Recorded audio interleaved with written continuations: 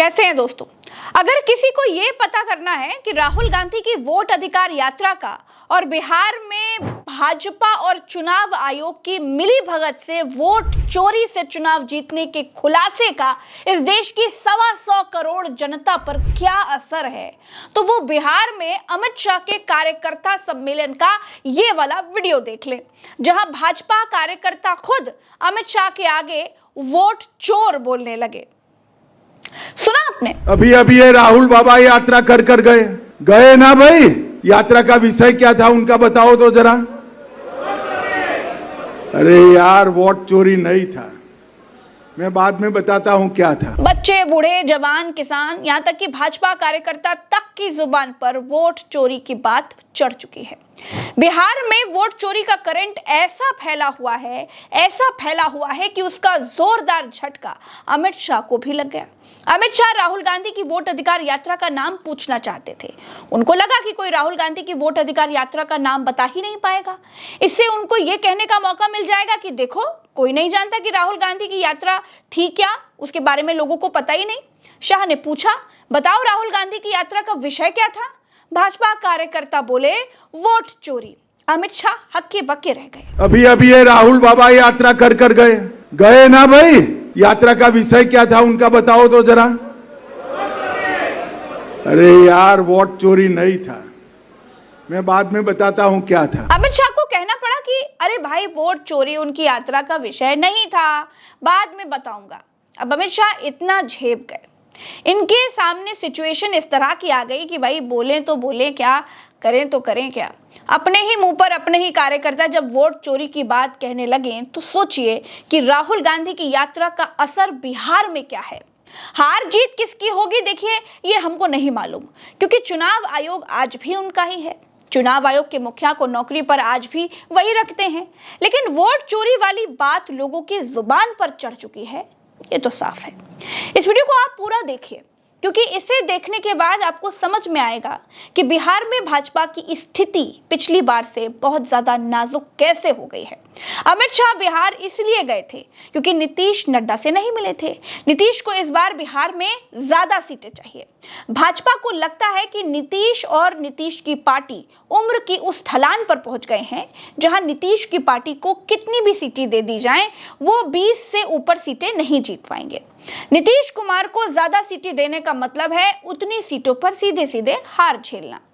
भाजपा को नीतीश कुमार के नाम और जाति का इस्तेमाल करना है, इसलिए वो नीतीश कुमार को फिलहाल डो रहे हैं और नीतीश को उम्मीद है कि मोदी के सहारे कुछ सीटें वो झटक लेंगे। दोस्तों, भाजपा पिछली बार 110 सीटों पर लड़ी थी और 74 सीटें जीती थी। भाजपा को बिहार में सत्ता में आने के लिए पिछली बार से ज्यादा सीटों पर लड़ना होगा, तभी ज्यादा सीटें वो जीत सकती है। लेकिन मुसीबत यह है कि अब चिराग पासवान भी इस गठबंधन में शामिल हो रहे हैं और कम से कम 25 सीटें तो वो भी मांग रहे हैं। अब भाजपा कहां फंसी है उसका गणित समझिए। पिछली बार भाजपा और नीतीश कुमार के बीच सीटों का बंटवारा हुआ तो भाजपा ने 121 सीटें ली, नीतीश को 122 सीटें दी। नीतीश ने अपने कोटे से मांझी को 7 सीटें लड़ने के लिए दी और भाजपा ने मुकेश साहनी को 11 सीटें लड़ने के लिए दी। इस तरह से नीतीश कुमार 115 पर लड़े और भाजपा 110 पर लड़ी थी।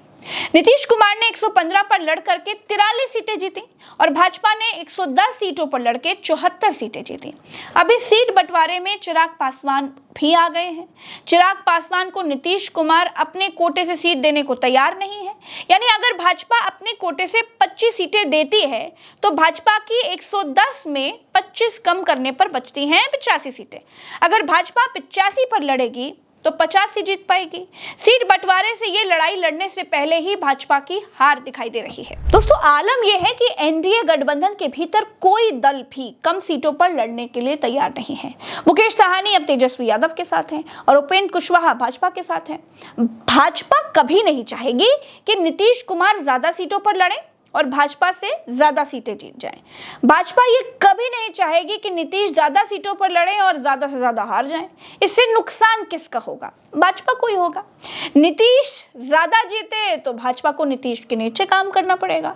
अगर नीतीश 115 पर लड़ करके 100 पर लड़के 20 ही सीटें जीत पाए तो सरकार में आना मुश्किल हो जाएगा। भाजपा के आगे खाई और पीछे कुएं वाली परिस्थिति हो गई है। इसी का हल निकालने के लिए भाजपा जुटी हुई है। नीतीश को कम सीटों पर लड़ने के लिए मनाया जा रहा है। चिराग को नीतीश के कोटे में फिट करने की कोशिशें चालू हैं। दोस्तों, ये मैंने आपको एनडीए खेमे की बात बताई है। ऐसा नहीं है कि एनडीए सीट बंटवारा करके चुनाव जीत ही लेगी।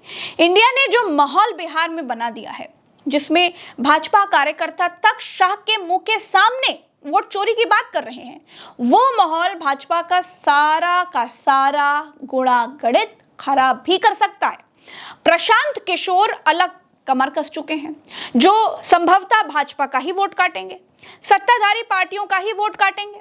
दोस्तों, बिहार से इस एनालिसिस वीडियो में मेरे साथ फिलहाल इतना ही। आशा करते हैं कि वीडियो में आपको जो मैंने समझाने की कोशिश की है वो आप समझ गए होंगे, और समझ गए होंगे कि बिहार में भाजपा की हालत बहुत खराब है। अब खडानी भाई की तरफ से मुझे वीडियो डिलीट करने का आदेश आया है। मुझे आपके सपोर्ट की ज़रूरत है दोस्तों।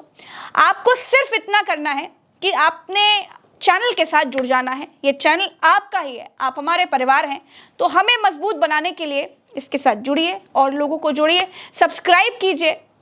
नमस्कार, जय हिंद।